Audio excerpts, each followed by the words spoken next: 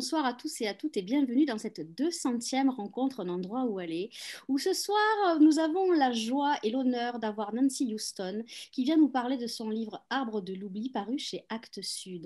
Pour l'interroger ce soir, toute une symbolique, on retrouve Marie-Adélaïde Dumont de la librairie Doucet au Mans, qui était là il y a un an, parce que ça va faire un an que les rencontres existent.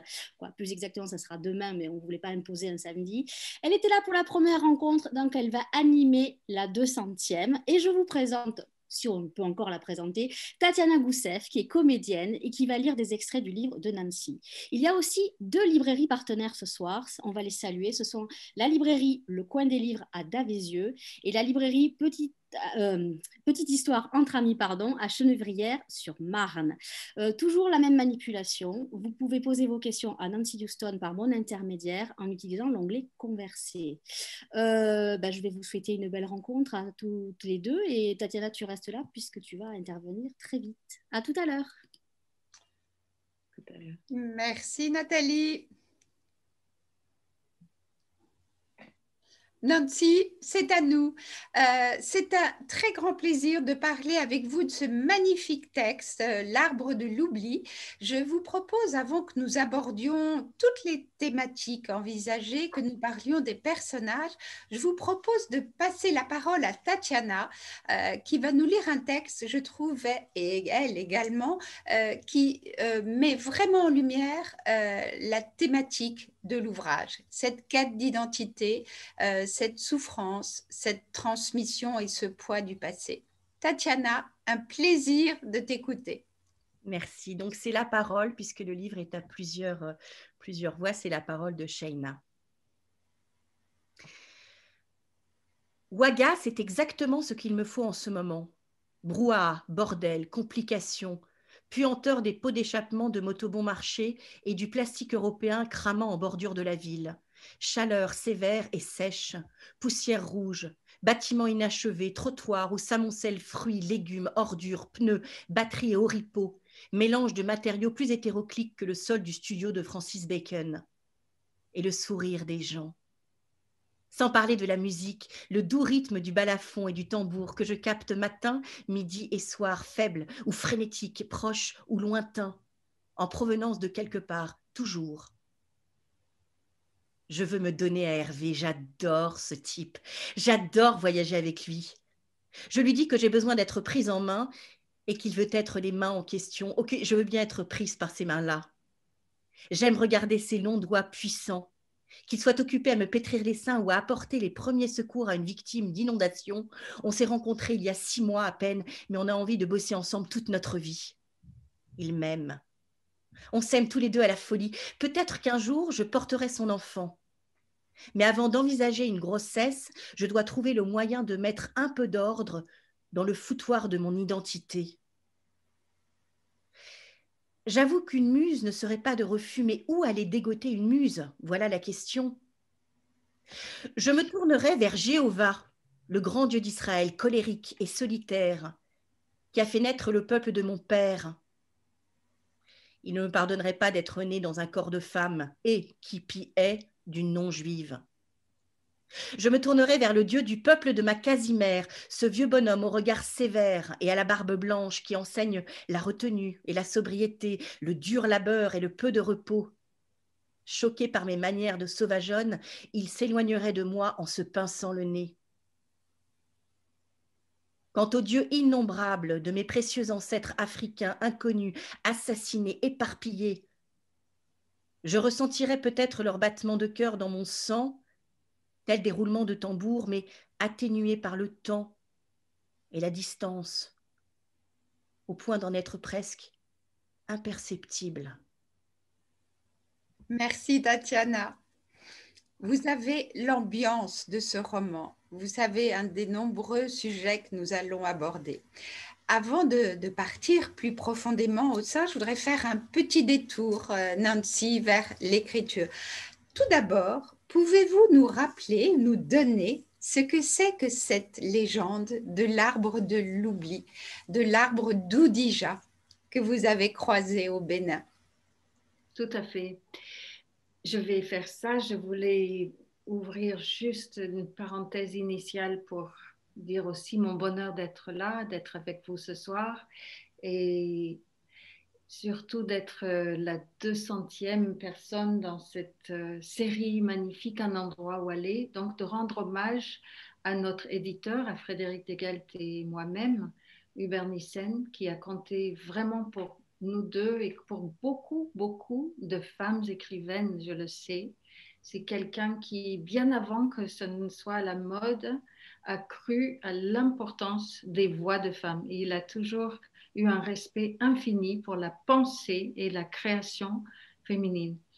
Je lui dois beaucoup et je me rappelle très bien le jour où il a trouvé le titre Un endroit où aller qui pouvait convenir à sa collection. Je crois que lui, il aurait rêvé qu'il y ait une collection comme ça pour ouvrir les bras à sa création littéraire à lui.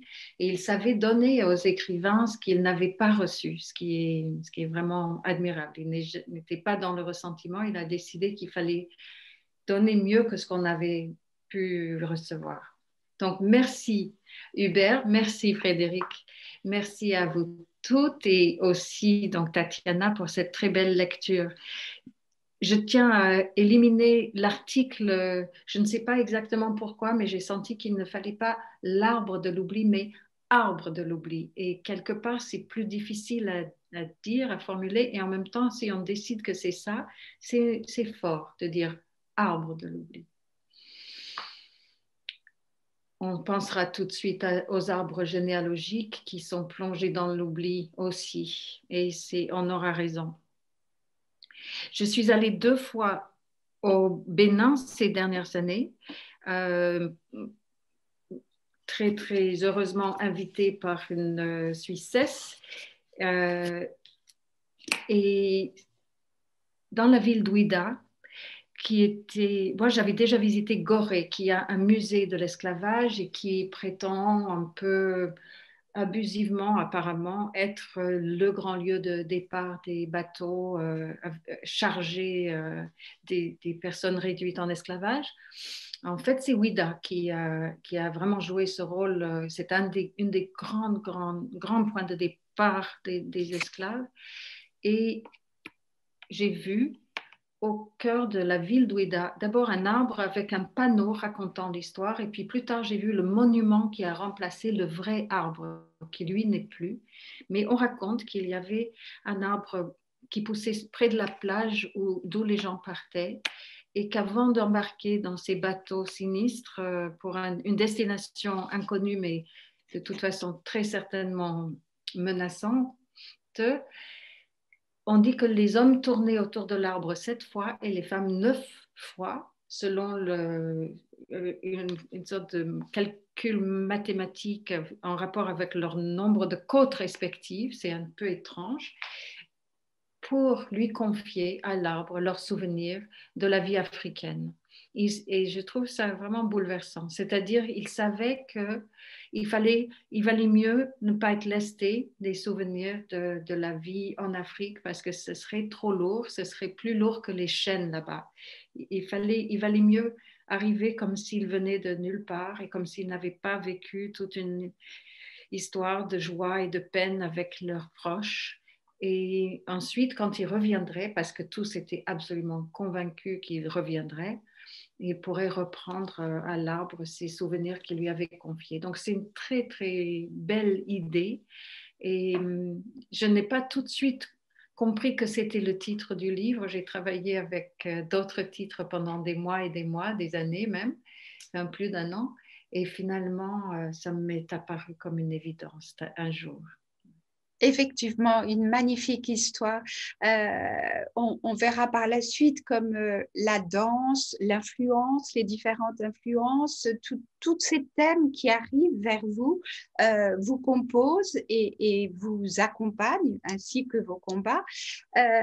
L'origine du livre, c'est cette réflexion sur les racines de la traite négrière. On n'écrit pas un livre en disant je vais poser 3 faits de société, je vais poser 2 références historiques. Ils viennent après, mais je suppose qu'on écrit un livre en voulant aborder un destin, en voulant passer un message. Comment un matin vous êtes-vous réveillé avec l'idée de ce livre? Mais ça va peut-être vous surprendre, mais l'idée de départ n'avait rien à voir spécifiquement avec l'Afrique ni l'esclavage. Ça avait à voir avec l'adoption. Et je me suis rendu compte que dans mon entourage, avec l'adoption, l'infécondité, les nouvelles techniques de reproduction, dans mon entourage, je me suis rendu compte qu'il y avait des histoires, plusieurs histoires assez bouleversantes que je connaissais vraiment de près, de l'intérieur, je peux dire. Et puis, ensuite, donc je laisse travailler seule les intuitions. Je me dis, ça c'est peut-être intéressant. Je le laisse sur un petit feu à l'arrière de mon esprit, comme sur une cuisinière. Et puis, ensuite, ce qui arrive souvent, c'est une convergence, effectivement, de plusieurs voix ou facteurs autour d'un thème. Et là, je peux dire que le premier choc concernant l'Afrique, ça a été une visite de la collection africaine de Dahlem à Berlin, où il y avait un petit cartel de rien du tout, vraiment quelques lignes, disant que la révolution industrielle en Europe avait été rendue possible par l'esclavage, c'est-à-dire par le fait qu'on envoyait des quantités faramineuses de sucre et de coton depuis les Amériques jusqu'à l'Europe, que les pays européens s'enrichissaient de façon sans précédent. Ça veut dire aussi donc que l'industrie va se développer à une grande vitesse, que l'écart entre les différentes parties du monde va aller s'agrandissant, que les élites européennes vont pouvoir dégager du temps pour s'instruire. En fait, le roman va naître aussi dans les pays esclavagistes et colonialistes grâce à cette exploitation éhontée, criminelle en fait, du travail des autres, sans aucun salaire, les gens qui travaillaient de la naissance à la mort sans toucher un centime pendant des siècles. Voilà, donc on le sait tout ça, mais quelque part, je n'avais pas compris véritablement à quel point nous étions riches parce qu'ils sont pauvres, ou l'inverse, à quel point ils sont pauvres parce que nous sommes riches. Et ça fait tilt. Par hasard, je ne sais par quel merveilleux hasard, Catherine Kokry-Vidrovitch m'a envoyé son livre Les routes de l'esclavage ce printemps-là, et Salia Sanou, le chorégraphe burkinabé, m'a sollicité pour participer à un spectacle de danse de plusieurs médias, donc d'apporter mes mots et de danser avec lui, de le faire réciter. Il y a 2 autres personnes dans ce spectacle. On a commencé à bosser ensemble.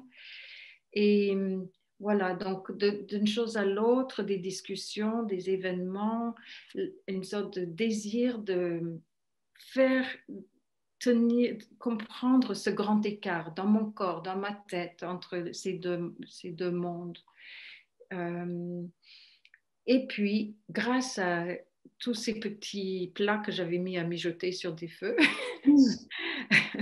j'aime bien les métaphores culinaires.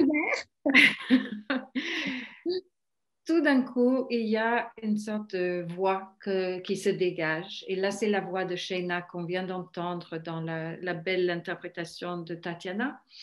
Une voix de jeune femme en colère. Et au début, je ne sais pas vraiment qui c'est, je ne sais pas quelle est, pourquoi elle parle, qu'est-ce qu'elle a, pourquoi elle va si mal, pourquoi elle hurle. Mais c'est des sortes de cris. Et je commence à tenir aussi son carnet à elle en lettres majuscules. Je ne sais pas pourquoi. Ça passe par... Est-ce que ça augmente la colère, cette façon d'écrire? Ça fige ce cri de colère et de souffrance. Oui, c'est-à-dire, je pense que la colère, sans que je sois, j'espère, dans la vie, quelqu'un d'horriblement colérique, peut-être que je le suis plus que je ne pense, mais en tout cas, je suis sûre que ça a toujours été un moteur littéraire important. Ouais. Et cette fois-ci, peut-être que j'ai décidé d'utiliser ça, enfin d'aller dans ce sens, de faire confiance à ce feeling. Est-ce que c'est libérateur, la colère?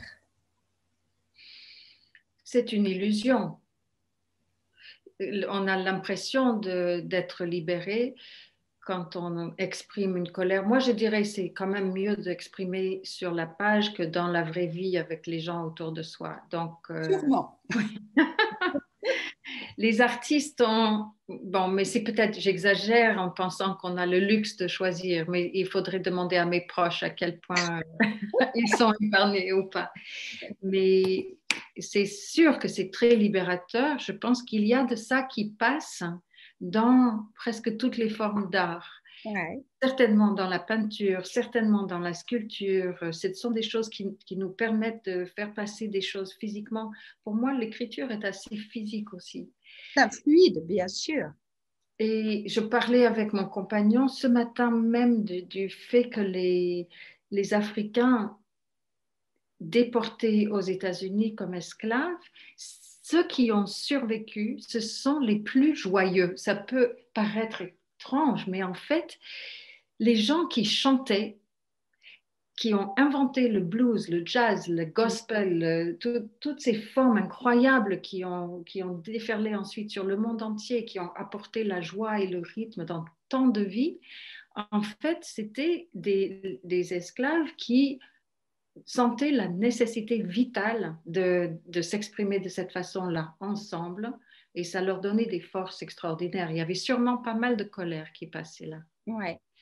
Alors, on en reviendra à ça, mais j'ai l'impression, et c'est un peu le cheminement de Sheena, c'est de donner aux autres, c'est de partager, c'est d'échanger qui protège et qui rend vivant.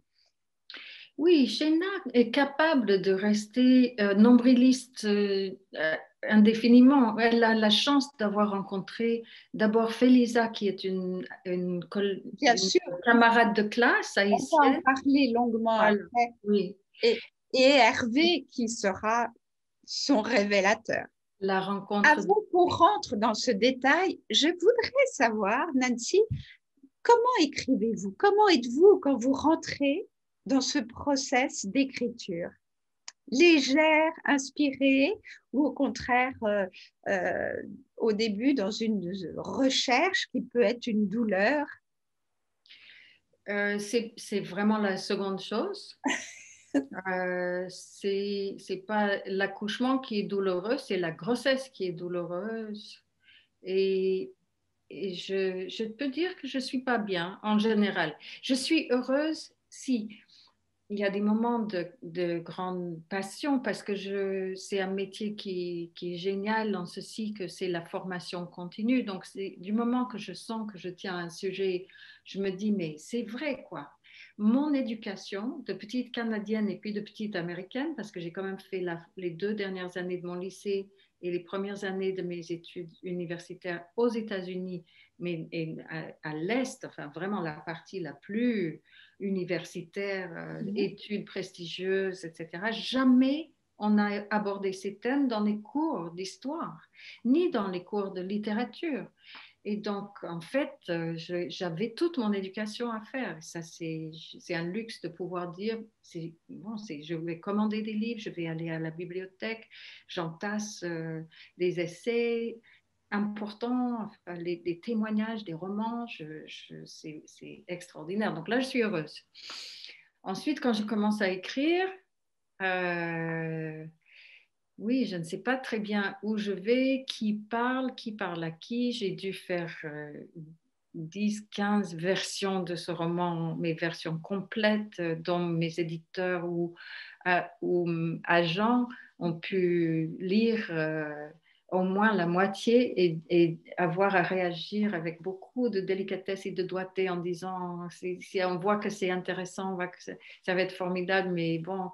sans me blesser, évidemment, sans me faire que je saute par la fenêtre tout de suite après. Donc, c'est délicat. On n'est pas bien. Moi, personnellement, je ne sais pas comment les gens font pour être bien en écrivant. On se sent plein, pétri de doutes.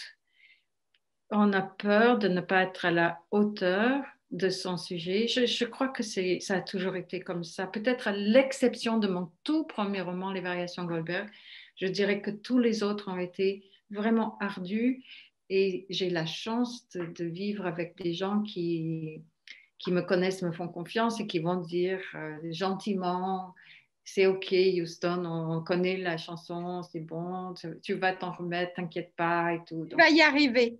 tu vas y arriver. Ils vous font plus confiance à vous que vous ne vous faites confiance. Absolument. Mais ce qu'il faut préciser, c'est que quand on écrit, c'est un des lieux, l'écriture est un des lieux où on découvre véritablement la nature multiple de l'être humain. Et je sais que et c'est une chose c'est un savoir que je possède depuis longtemps, mais ça ne m'épargne pas la L'effort nécessité de la de me casser quand même la gueule. Donc, la personne qui doute et hésite et souffre, quelque part, c'est l'enfant. C'est l'enfant avec tout le respect qu'on doit à l'enfant en nous-mêmes. C'est grâce à lui ou elle qu'on est en train d'aller au charbon. Et de grandir, et de grandir. Ouais, mais ensuite, il y a les grandes personnes à l'intérieur de soi. Il y a l'écrivaine professionnelle qui va regarder ce qu'a fait l'enfant, qui va dire, bon, ben, il faut que je mette de l'ordre là-dedans. Mais au moment de l'expression première, le premier jet, et même si c'est très désordonné, je pense que c'est vraiment l'enfant. Ce n'est pas l'enfant qui grandit, c'est l'enfant qui est l'enfant. Et, et donc, maintenant, effectivement, je peux dire, j'ai l'habitude, je sais ça. Je sais que j'ai besoin de le rassurer après, de bosser sur ce qu'il, elle aura fait. Et voilà. Ensuite, j'aime pas l'idée de me plaindre en public. C'est des souffrances tellement de luxe quelque part. C'est des souffrances de privilégiés. Ça n'a rien à voir avec les vraies souffrances. Non, mais on n'a pas à comparer ça, mais dans toute création artistique, il y a une évolution, il y a une recherche, et que ce soit la danse, que ce soit l'écriture, l'un et l'autre vous accompagnent pour trouver cette musicalité, parce que il y a un moment où vous vous dites, ça fonctionne, c'est parfait. Je sens que là, les rouages sont faits, ils sont là, et vous vous rendez bien compte que l'émotion du lecteur, l'empathie du lecteur va être au rendez-vous. C'était très difficile de trouver l'ordre de ce livre et c'est vrai que quand j'ai trouvé cette solution, je vais vous la décrire formellement. Cette solution formelle, j'ai été très soulagée. Dans la première version, Shayna, la fille donc On peut peut-être présenter nos personnages. On va présenter les trois personnages. En fait, il y a trois personnages vraiment principaux et les autres sont autour, des constellations. Mais les trois personnages principaux, c'est Joel Ravenstein, qui est un juif new-yorkais dont les parents veulent absolument qu'il ait des enfants parce qu'ils ont perdu trop de membres de leur famille dans la Shoah. Donc lui, il est né en 45, et il est né même en 40 ou 39, et il a cette sorte de poids de responsabilité. C'est quelqu'un de très attachant, qui est très intelligent. Il va devenir prof d'anthropologie à Columbia, à New York. Voilà. Il a un premier mariage, mais avec une comédienne qui finit par lui dire que non, après un avortement, que non, elle a absolument zéro envie d'être mère, jamais, parce qu'elle ne tient qu'à sa carrière. Donc, elle s'en va.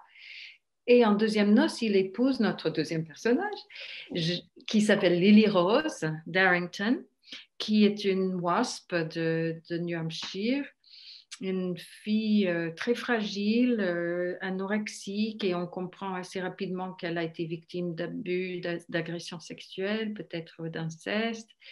Et elle est un peu cassée comme fille, un peu fêlée. Très, très sympa néanmoins parce qu'elle a du courage et elle est devenue prof de littérature et théorie du genre, comme ça, dans une autre fac à New York, à Harlem. Et voilà, donc on suit leurs histoires et celles de leurs filles en parallèle. Et c'est ça qui est l'originalité formelle du livre, c'est qu'il y a ces trois ces trois bandes narratives qui sont superposées. Donc, on lit l'enfance de Joël, l'enfance de Lily Rose, l'enfance de Shayna, et puis l'adolescence. Et puis, ça converge petit à petit parce qu'ils vont vivre ensemble. Mais Et pendant très longtemps, il y a ces différences de lieu et de temps. c'est ça qui crée l'harmonie et qui nous implique vis-à-vis de ces personnages. C'est cette temporalité, ces trois enfances, ces trois adolescences, ces trois âges adultes, cette rencontre et cette création. Ça crée absolument un rythme incomparable à l'histoire. C'est ça, je suis très soulagée de ça parce que c'était pas du tout trouvé au départ. Et vous savez, si vous avez lu Ligne de faille, que c'est une chose à laquelle je tiens énormément, c'est de ne pas tourner mes personnages en bourrique, de ne pas créer des caricatures, de ne pas. J'aurais pas aimé donner cette belle colère à Shayna et que ses parents soient des idiots qui sont. C'est bien fait pour eux quelque part. Non, Exactement. on les aime tout autant qu'elles. On a besoin de pouvoir les aimer autant qu'elles. Et donc, et en tant que parent, toute personne qui lit, qui est peut-être père ou mère, c'est que nous faisons l'objet de ce type de rage de la part de nos enfants qu'on peut trouver assez injuste par moments. Donc, j'aime bien que le lecteur et la lectrice participent à tous ces et soit en empathie avec tous les personnages. On verra aussi dans la création, qui est très intéressant, c'est la façon de parler à la seconde personne du singulier. Prochaine, oui. Tu. Et il y a une alternance entre ce tu et son journal, comme on parlait au début, en majuscule. Là, l'idée était terrible. Tout d'un coup, vous vous êtes dit, là, je tiens quelque chose et je fais ressortir mon personnage. Et je voudrais qu'on parle 2 secondes, on va revenir en parlant de Shayna. Pour moi, il y a 3 personnages, mais j'aurais presque envie d'inclure un 4e personnage qui est plus une absence qu'un personnage, mais qui est tout aussi important, si vous êtes d'accord avec moi, Nancy, c'est Selma, c'est la mère biologique. Absolument. Elle est très présente en creux, comme vous dites, exactement. Elle est très, très présente, très importante. C'est son absence qui hurle aussi, n'est-ce pas? C'est un trou qui résonne, c'est un trou noir, comme elle dit à un moment donné, qui absorbe et réduit à néant tout ce qu'elle essaie de lui dire. Shayna donc, est le produit, si j'ose dire, d'une gestation pour autrui. Notre chère Lily Rose, adorable féministe, victime, assez sympathique quand même, s'avère ne pas pouvoir porter d'enfant. Elle a une infécondité d'origine, voilà, on ne saura pas, mais ça ne marche pas. Et Joël est en train de prendre de l'âge, il a plus de 40 ans, il est beaucoup plus âgé qu'elle, il est 45, etc. Ça ne vient pas. Et donc, finalement, grâce à l'intermédiaire d'une amie, qui est une africaine-américaine, voilà, dans le quartier, il va recourir au service de la sœur de cette amie à Baltimore. Ça veut dire qu'il va en fait envoyer son sperme par Amtrak, par train, à Baltimore, et il y aura une grossesse qui ira à terme, il y aura de l'argent qui change de main. C'est un petit peu rustique, mais il n'y avait pas encore de mise en place d'association, organisme Nous sommes en 1995. 92, voilà. 92, pardon. Oui. Et en 92, il n'y avait pas de loi encore. C'était très, très balbutiant, les gestations pour autrui. Donc, tout le monde est d'accord. Ils vont chercher la fille. Lily Rose va l'adopter. La mère exit, la mère biologique, véritablement, et elle ne veut pas en savoir plus. Elle a ses enfants à elle. C'est un truc, elle avait vraiment besoin de sous. Elle a eu les sous et c'est terminé. Mais pour la fille en question, c'est surtout quand elle commence à lire sur l'histoire de l'esclavage et qu'elle comprend que cette histoire de la fécondité des corps sombres pour porter les enfants des hommes clairs, de peau claire. Moi, je les appelle les marrons et les beiges. C'est une histoire épouvantable que des millions, au moins 1 million de femmes africaines, de descendance africaine aux États-Unis ont porté un enfant dont elles savaient qu'on allait leur arracher. Très peu de temps après la naissance, peut-être à 2-3 ans, peut-être tout de suite, peut-être à 8 ans, mais en tout cas, elles allaient le perdre et donc il ne fallait pas qu'elle l'aime. Qu'elle s'attache. Elle s'attache. Et donc, Shayna se sent l'héritière de cette histoire-là et c'est affreux pour elle de se dire qu'elle a été portée dans un corps qui ne voulait pas la connaître.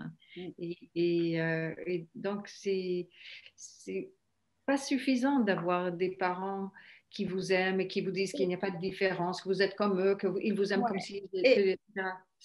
On n'arrive pas à réduire à rien ce problème-là. Non, c'est ça qui est très dur. Avant qu'on parle plus précisément de Shayna, Nancy, je voudrais qu'on parle. Donc, nous avons vu ces deux parents, Joël, Lily Rose, le poids de leur passé, la peur du conflit chez Joël, ce manque d'amour et de reconnaissance, parce qu'on ne va pas dévoiler tout le livre, mais c'est d'un tout petit garçon qui s'est construit avec difficulté, qui est devenu brillant universitaire, mais qui a dû faire ses preuves. Et de son côté, Lily Rose, terriblement fragile, terriblement brillante, avec ses voix qui l'empêchent, ses voix dans sa tête, ce français qui l'apaise. Ce que je voudrais voir, c'est les individus grandissent avec le poids du passé, avec leurs actions qui sont influencées par ça. Ils avancent avec leurs fêlures, mais somme toute, ces parents, comme vous dites, ils sont pleins de bonne volonté. Ils finissent par être gentils. Ils ont l'impression qu'en donnant cette éducation privilégiée, intellectuelle, pétrie de bonnes façons et de bonnes idées, ils protégeront à tout jamais. Mais en fait, ce sont simplement des vecteurs de traumatisme. Ce ne sont pas simplement des vecteurs de traumatisme, mais effectivement, le volontarisme ne peut pas venir à bout de tous les réels. Et le réel contre quoi Shayna bute, en fait, c'est l'histoire américaine. C'est l'histoire américaine. Peut-être que si elle avait été adoptée en Chine et qu'elle n'avait pas eu accès au fait de cette histoire épouvantable et très centrale à l'identité américaine, qu'est l'esclavage, ça se serait passé différemment. Mais comme elle commence à fouiller là-dedans, à faire des lectures, elle devient de plus en plus obsédée. Cette histoire est inscrite pas seulement dans son corps, mais quelque part dans son âme aussi. C'est ce qu'on a entendu dans l'extrait que Tatiana a lu.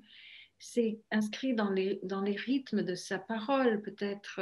Elle sent ça dans le battement de son cœur. Elle sent quelque chose qui lui vient de l'Afrique. Il y a les gènes, on ne sait pas exactement comment on est fait. L'esprit, pour moi, et l'âme font partie du corps, mais ce n'est pas une façon de les abaisser de dire ça. Notre corps est incroyablement riche et artistique. Et donc, nous héritons, on le sait bien, des faiblesses, des forces, des maladies, de la couleur des cheveux. Donc déjà, elle ne ressemble pas du tout physiquement à Lily Rose, qui est quelqu'un de blondinet et de maigrichon. Et voilà, Shayna va avoir un corps beaucoup plus pulpeux. Oui. Et elle va avoir ses règles à 11 ans et voilà, il y a des choses qui la traversent, on ne sait pas très bien d'où ça vient. Et elle, peut-être qu'elle en rajoute aussi dans son fantasme, mais le fantasme fait partie aussi de l'humanité. Donc elle a envie d'être liée à l'autre passé biologique. Et comme dans l'esclavage aussi, l'effacement que souhaitent ses parents fait partie de la tradition américaine de destruction des souvenirs justement des Africains. Ils éparpillaient. Pour oublier ce passé peu glorieux. Oui, mais je veux dire individuellement, quand les Africains arrivaient en famille, ils étaient dispersés dans des plantations différentes, ils étaient envoyés à droite à gauche, les gens du même village étaient séparés pour détruire la mémoire sciemment.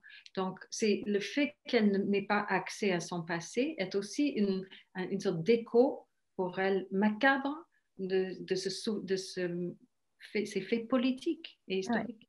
Ouais. Et pour moi, ces souffrances, vous me contredisez si ce n'est pas ça, parce que vous abordez tout au long de cette fin du XXe siècle tout ce qui a concerné les États-Unis, que ce soit la guerre d'Irak, la guerre du Vietnam, le 11 septembre, tout ça sont des petits cailloux qui alourdissent la conscience de Sheena et ça amplifie cette souffrance et cette colère.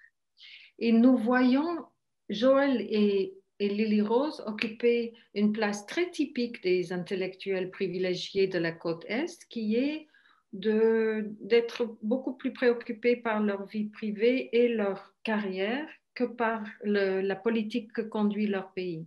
Mm-hmm. Donc, il y a le frère de Joël qui est, lui, politisé, qui lutte notamment pour les droits des gays, mais aussi... Très tôt. Et il va défendre les conscrits qui refusent de faire la guerre du Vietnam.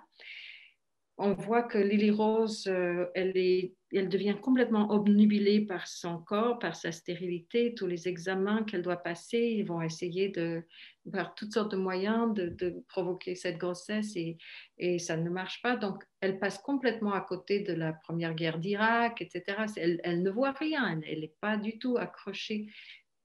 Et ça, c'est important aussi. On se rend compte que cette obsession avec la sexualité, avec la reproduction, avec voilà, tous les droits et les libertés sexuelles et la pornographie et tout ça, ça dépend aussi d'un certain loisir dont disposent seulement les pays riches et les gens riches des pays riches. Donc, ça, c'était fascinant pour moi de travailler parce que je fais partie quand même de cette population-là, de cette frange de la population. Et j'ai trouvé salutaire de pouvoir me moquer de moi-même, de mes amis, etc., avec nos obsessions tellement minuscules quand on voit la détresse dans le monde qui les entoure. Ouais. Alors, je vous propose de passer la parole à Tatiana, car maintenant, nous allons pouvoir aller plus loin autour de Sheena. Et je sais que Tatiana a choisi un extrait qui nous paraissait formidable et qui nous plaît beaucoup et qui va parfaitement resituer la position de Sheena. Manhattan 2005. À la rentrée de ta 12e et dernière année à l'école Saint-Hilda et Saint-Hugues, tu te fais enfin une vraie amie. Née à Port-au-Prince, en Haïti, Félisa Charlier a grandi pour l'essentiel à Cambridge, dans le Massachusetts. C'est une jeune fille charnue et insolente qui s'habille avec flamboyance et adore plaisanter. Ses yeux sont des lance-flammes, son rire suave et sauvage. Tu la trouves captivante. Son père, chirurgien, travaille pour Médecins sans frontières. Sa mère est laborantine.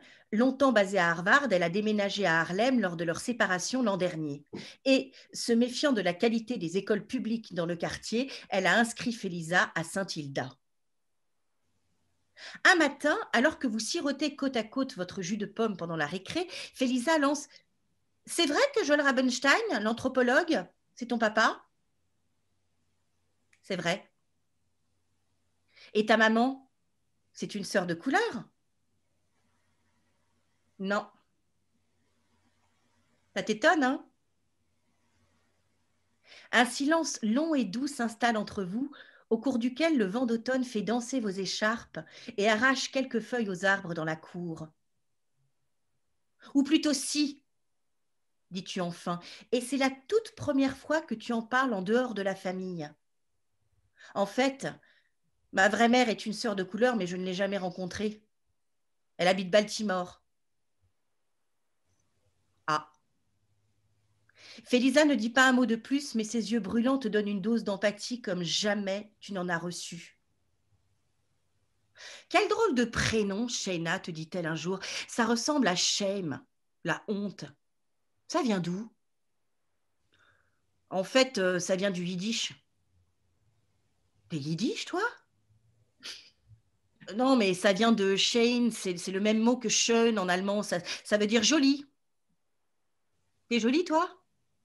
Non. Et vous vous esclaffez. Mais t'as raison, reconnais-tu, ça ressemble à shame.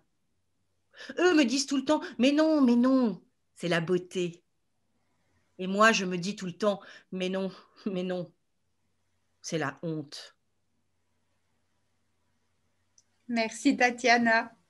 Magnifique. Vous avez dans ce court passage tout ce qui constitue, tout ce qui implique toute la quête et toute la recherche de Shena. Êtes-vous d'accord, Nancy, si à ma lecture, je me suis dit que Shena s'était constituée à travers 3 voyages, 3 déplacements, que ce soit le premier à Cuba avec son papa, que ce soit à Baltimore, dans les quartiers ouest et la pauvreté, à la recherche de la mère biologique, ou qu'enfin, elle arrive à Ouagadougou avec Hervé. Ces 3 déplacements ont été clivants dans la vie de Shena. C'est très beau, très beau. J'avais pas pensé à ça comme ça et c'est très juste. Absolument. Le premier voyage à Cuba, c'est peut-être effectivement la première vraie réalisation de ce qui se passe, ce qui s'est passé historiquement entre les marrons et les beiges sur le plan sexuel, parce que leur couple, le couple père-fille, elle accompagne son père pour un travail qu'il a à faire à La Havane, et comme il est bien habillé, blanc, etc., et elle, métisse, toute jeune de 14 ans, 13 ans à ses côtés, en fait, il ressemble à beaucoup d'autres couples qui traînent là sur le Malecón, et elle comprend euh, que les beiges ont baisé les marrons depuis la nuit des temps. Et ça, c'est un vrai choc. Donc, c'est même pas le père. Joël va essayer de la rassurer et dit, mais nous, on sait la vérité. C'est un malentendu. Évidemment, c'est pas notre situation. C'est pas grave. On va pas faire attention au regard et au colibé qu'on est en train d'entendre. Mais c'est pas ça l'essentiel. L'essentiel, c'est que les autres couples qu'elle voit partout, que ça existe, les gamins en train de se prostituer devant les grands hôtels de la ville, partout, pour les touristes canadiens notamment, ça existe et elle comprend tout d'un coup qu'elle est concernée par cela. Même si son père est dans le déni et le tout va toujours bien, c'est un arrondisseur d'angle hors pair, ben, ça ne marchera plus. À partir de là, elle se dit, il faut que je pose mes propres questions parce que je ne vais pas me contenter de ces réponses. Tout va bien. Le deuxième voyage, donc ça c'est lorsque ses parents se séparent, elle décide qu'elle a le droit et le devoir d'aller essayer de retrouver sa mère biologique. Elle demande à sa sœur, on a vu que c'était Aretha, la sœur de Selma, qui était l'intermédiaire entre les New-Yorkais et Baltimore. Donc, elle exige de connaître l'adresse, elle écrit à cette femme pour annoncer sa venue, aucune réponse. Donc, elle décide d'y aller et elle loue une voiture là-bas, elle sillonne les rues, elle visite le quartier où elle sait qu'elle a été conçue. C'est vertigineux d'être là-bas et de dire, mais je ne connais pas le corps qui m'a porté. Où est-il? Et elle se gare devant la maison qui est celle où habite sa mère, où il y a l'appartement de sa mère biologique. Elle passe tout l'après-midi, elle ne voit pas. Donc, c'est le trou qui est vérifié une fois de plus, ce trou, ce silence qui hurle. elle rentre. Et troisième voyage, effectivement, c'est le grand voyage à Ouagadougou où elle va apprendre grâce à Hervé et avec Hervé à s'intéresser au sort des gens qui ont moins de chance qu'elle.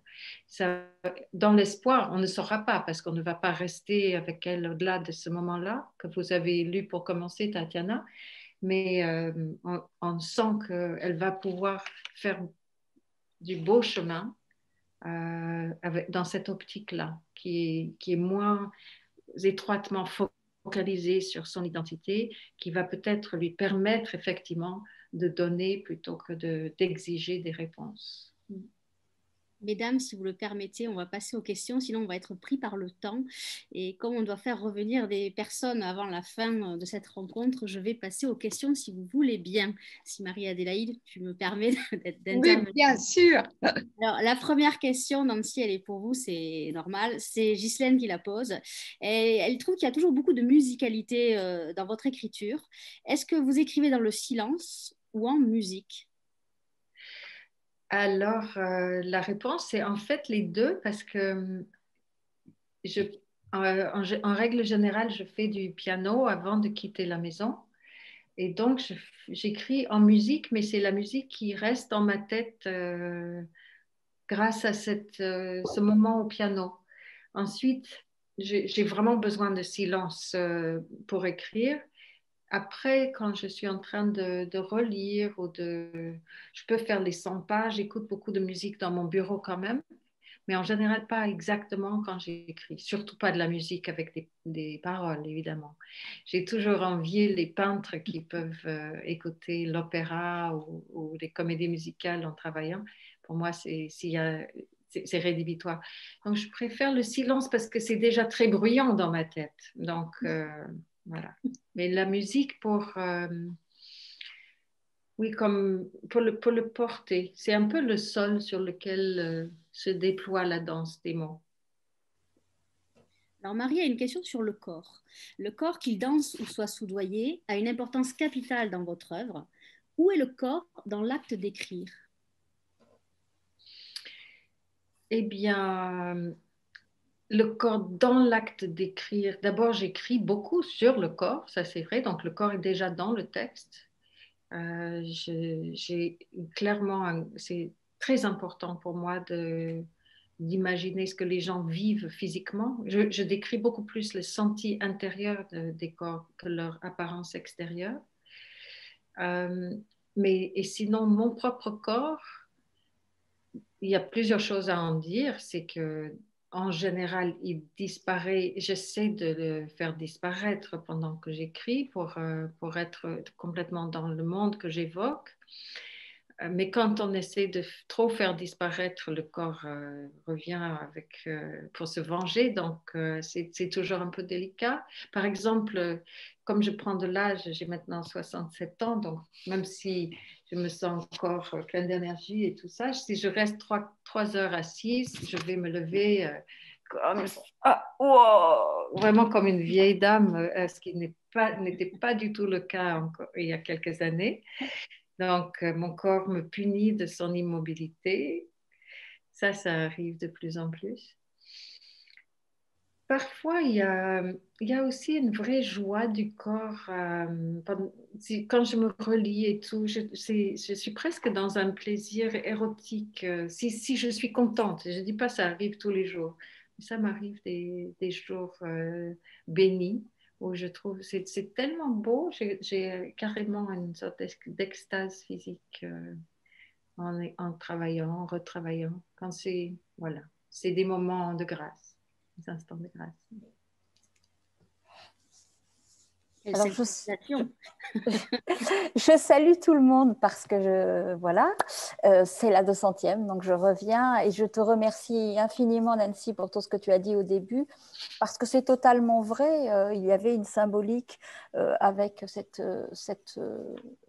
nom d'un endroit où aller. Et d'ailleurs, je me suis rendu compte que j'ai créé la page Facebook d'un endroit où aller le jour de l'anniversaire d'Hubert. C'est trop beau. Le 25 avril, c'est ça? 11 avril. Ah, c'était le 11, oui, d'accord. 11 ou 12. Il est né en 25. Voilà. Et Ah oui, donc, j'ai créé cette page le 12. Et le titre est venu parce qu'un endroit où aller, d'abord, c'est très physique. Et ça contrebalance le fait qu'on ne soit pas physiquement ensemble. Et c'était très symbolique aussi parce que c'est évidemment la collection et c'est Hubert qui m'a accueilli dans sa collection. C'est pour ça que je tenais à ce que ça soit quelqu'un de sa collection, de préférence une grande dame de la littérature, et qui plus est a écrit ce merveilleux livre que je vais vous montrer et que je vous engage à lire et qui dit à quel point on a besoin de fiction pour vivre. Ce livre que je sais que beaucoup de cinéastes le lisent aussi. C'est vraiment l'histoire de pourquoi on est proche de la fiction et on est quand même la seule espèce effectivement à partager ça. Donc voilà, merci infiniment Nancy d'être là ce soir pour cette 200e. Et je voulais aussi montrer d'autres choses par rapport à ce qu'on a dit sur le corps. Il y a d'autres choses comme ce livre paru aux éditions Parole, Le son d'indifférence. Et il y a également un autre ouvrage aux éditions Parole, sorti il n'y a pas très longtemps. Attendez, je crois que c'est le même là que j'ai mis, non? Non. Non, c'est pas le même. Donc voilà. Encore, voilà, je voulais vous montrer ces deux recueils magnifiques avec des dessins de couverture de Guy Aubron à cette merveilleuse maison d'édition qui sera encore avec nous à la fin de la semaine pour Libertad, le livre sur le centenaire d'Astor Piazzolla. Oui, des dessins de Guy Auberson sur toutes les couvertures. Absolument. Oui, et l'autre titre, c'est Rien d'autre que cette félicité. J'en profite pour juste signaler que la semaine dernière, le dramatique radio de Rien d'autre que cette félicité est passé à France Culture. Donc, vous pouvez le podcaster si jamais vous le souhaitez. C'est beaucoup sur le corps de la femme. C'est une lettre qu'une mère écrit une mère qui est en train de mourir d'un cancer, écrit à sa fille adolescente pour lui donner un cours accéléré en vie de femme. Est-ce qu'Arbre de l'oubli a été écrit parallèlement en anglais et en français, comme tu as l'habitude de le faire en général? Eh bien, c'est une très bonne question, cher Frédéric. En fait, c'était totalement écrit en anglais. Et puis, comme d'habitude, j'ai commencé à le traduire quand j'estimais que la matière était à peu près là. Donc, ensuite, il y a eu beaucoup, beaucoup de permutations formelles, comme je racontais tout à l'heure. Et comme je suis un petit peu masochiste, pas trop, mais un tout petit peu masochiste, ça implique de faire ces permutations dans les deux langues. J'essaie toujours d'avoir les deux manuscrits jusqu'au bout, enfin, aussi abouti que possible, en parallèle. Ensuite, je n'ai plus d'éditeur en anglais, malheureusement, depuis un certain nombre d'années. Donc, mais c'est pas grave. Je peux pas me plaindre. Je vis ici. Je me sens vraiment. Je suis très heureuse d'échanger avec mes lectrices et les libraires de ce pays-ci où je vis depuis si longtemps. Et les personnages parlent anglais, donc je ne pouvais pas l'écrire directement en français, ça aurait été un peu absurde. Ça veut dire que tu as commencé par l'anglais alors? Absolument. Parce que concrètement, tu vas d'une langue à l'autre sur les deux manuscrits pendant tout le temps de l'écriture? Concrètement, je fais une première version dans une langue et ensuite je traduis. Première version complète. Et puis, je traduis et ensuite, bon, comme j'ai dit à l'instant, il y a à peu près encore 1 an de travail pour vraiment trouver la belle forme, la forme adéquate. Ici, la première version du livre, pour vous donner une idée, c'était Shayna qui racontait tout à son amant, toute la vie de ses 2 parents. Mais en fait, j'étais mal à l'aise avec cela parce que une fille qui est tellement introduite dans l'intimité de ses parents, c'est pas possible, c'est pas normal. Enfin, on dit mais comment elle sait tout ça, etc. C'est pas bien. Donc il a fallu que je l'extrais complètement. Allez, viens ici, je vais te parler. C'est pas toi qui vas raconter, c'est moi qui vais raconter. Ah oui, c'est musclé comme ça quand même. Oui, oui, c'est bien ce que pensent les lecteurs. On est complètement barré quand on écrit. Alors, je vais peut-être demander à Tatiana de revenir avec nous pour Nathalie va conclure et puis on va laisser le mot de la fin à Nancy. Merci pour ces belles lectures. Je sais que tu as beaucoup aimé ce livre. Voilà. Merci. Merci à toutes pour ces belles présentations que vous m'avez offertes, parce que moi je suis derrière et je me régale à chaque fois de vous écouter, d'écouter vos questions. On va te laisser le mot de la fin, Nancy. Alors moi je vais juste dire que Arbre de l'oubli est toujours sur les tables de librairie, qu'il soit au Mans chez Marie-Adélaïde, à Davézieux à la librairie Le Coin des Livres, pardon, et aussi à Chenevière-sur-Marne à la librairie j'ai du mal avec ce titre, Petites histoires entre amis. J'ai toujours Petit meurtre entre amis, mais c'est Petites histoires entre amis. Moi j'en profite pour remercier aussi Tatiana pour ses belles lectures. Moi je suis fan de la voix de Tatiana parce qu'elle lit très très bien. Oui. J'en profite aussi pour remercier Frédéric de Guelt de m'avoir embarqué depuis 1 an dans cette si belle aventure. Voilà, ça fait 1 an, ça fait très bizarre, il y a beaucoup d'émotions. Dire aussi qu'un endroit où aller, on n'est pas que deux. Je voudrais saluer aussi les 2 Béatrices, les 2 infographistes qui sont là, qui nous font vivre le site si bien. Il y a aussi Charlie qui habille toutes les vidéos que vous recevez, vous les auteurs et éditeurs et libraires quand elles sont habillées. Et il y a aussi Lily qui s'occupe du compte Instagram parce que les réseaux sociaux, il faut être présent. Donc voilà, c'est toute une équipe. Moi, je les remercie d'être si souple parce qu'on est un peu exigeante avec Frédéric quand on leur demande en urgence des visuels ou de publier. Donc voilà. Un montage. Un montage aussi, voilà. Donc, un grand merci aussi à Marie-Adélaïde d'avoir été là depuis le début. Donc ça fait, elle était là pour la première, elle a été là pour la 150e, elle était là pour la 200e. Je te donne rendez-vous donc pour la 250e, Marie-Adélaïde. Avec plaisir, toujours. Et je vais alors, à 10, on se retrouve, avant de laisser le mot de la fin à Nancy, on se retrouve lundi à 19h où nous aurons une thématique qui nous a inspiré parce que c'est des questions qui reviennent souvent. Ça sera de l'écrit à l'écran.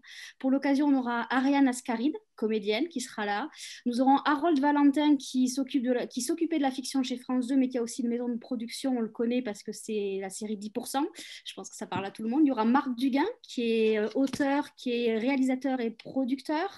Et il y aura aussi Laure Saget, qui est directrice des droits audiovisuels du groupe Madrigal. Un grand merci, Nancy Houston, d'avoir été là avec nous ce soir et je vous laisse le mot de la fin. Merci, Nathalie. Merci, c'est vraiment ça le mot de la fin. Merci à vous toutes, les lectrices qui sont là aussi comme auditrices. Parce qu'un livre, les personnages d'un livre ne sont pas vraiment vivants tant qu'ils n'habitent que ma tête et mon cœur à moi. Et donc, c'est extrêmement important de sentir qu'ils commencent à vivre maintenant dans votre tête et votre cœur à vous. Et ça, c'est vraiment la vraie vie. C'est tout ce qu'on peut espérer quand on se met à inventer un roman. Donc, vraiment du fond du cœur, merci. Donc, merci à tous les auteurs, tous les éditeurs, tous les libraires et à notre partenaire qu'on n'oublie pas, lecteur.com, qui est le site de la Fondation Orange. Je vous souhaite à toutes une très belle soirée, un très bon week-end et belle vie encore à Arbre de l'oubli, Nancy Houston, chez Actes Sud. Bonsoir Nancy, bonsoir Marie-Adélaïde, bonsoir Tatiana et bonsoir Frédéric.